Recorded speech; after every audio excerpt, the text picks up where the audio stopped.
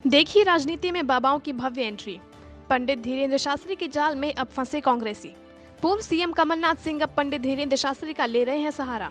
छिंदवाड़ा में बाबा का हुआ एक विशाल आयोजन, विरोधियों की बजाई ठटरी। नमस्कार दोस्तों, मैं स्वागत करती हूं आपका समाज और मीडिया के डिजिटल प्लेटफॉर्म पर। इन दिनों मध्य प्रदेश की राजनीति में पंडित धीरेन्द्र शास्त्री सुर्खियों में हैं, क्योंकि कांग्रेस के पूर्व सीएम कमलनाथ ने छिंदवाड़ा में पंडित धीरेन्द्र शास्त्री का 3 दिवसीय राम कथा पाठ का आयोजन करवाया, जिनमें तमाम दिग्गज नेताओं ने दरबार का माथा टेका। अब इसी 3 दिवसीय राम कथा पाठ के आयोजन का मुख्य आकर्षण बाबा बागेश्वर धाम ही रहे, जिनकी आव भगत में कमलनाथ और उनका पूरा परिवार जुटा दिखा।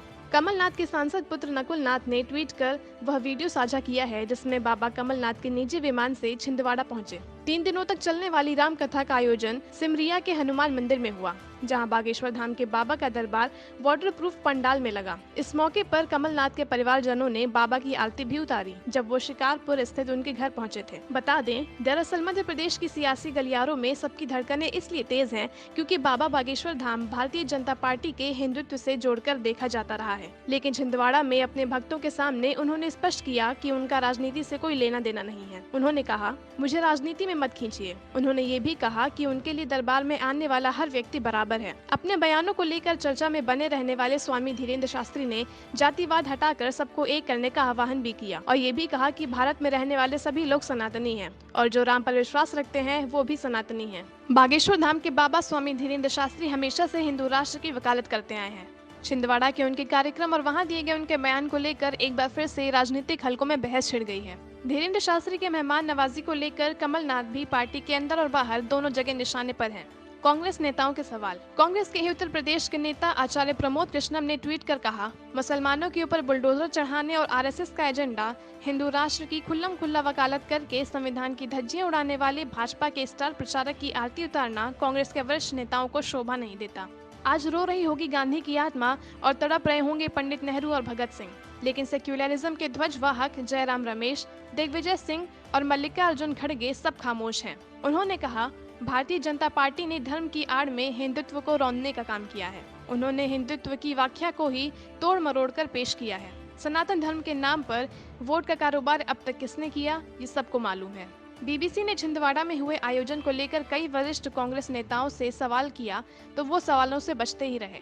एक और बागेश्वर धाम के बाबा स्वामी धीरेन्द्र शास्त्री मुसलमानों पर बुलडोजर चलाने की बात का लगातार समर्थन करते आ रहे हैं, वहीं राहुल गांधी बुलडोजर के सामने खड़े होने की बात करते रहे हैं। ऐसे में प्रदेश के अध्यक्ष कमलनाथ की ओर से धीरेन्द्र शास्त्री के पाठ के आयोजन से किस तरह से संकेत किए जा रहे हैं?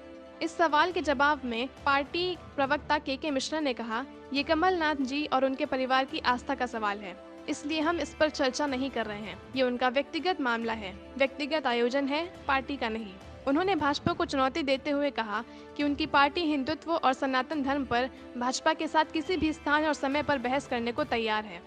वहीं मध्य प्रदेश भाजपा के प्रवक्ता हितेश वाजपेयी कहते हैं कि कमलनाथ जिस तरह से लोगों के बीच जा रहे हैं, उससे ऐसा लगता है कि वो भाजपा के ही करीब आ रहे हैं।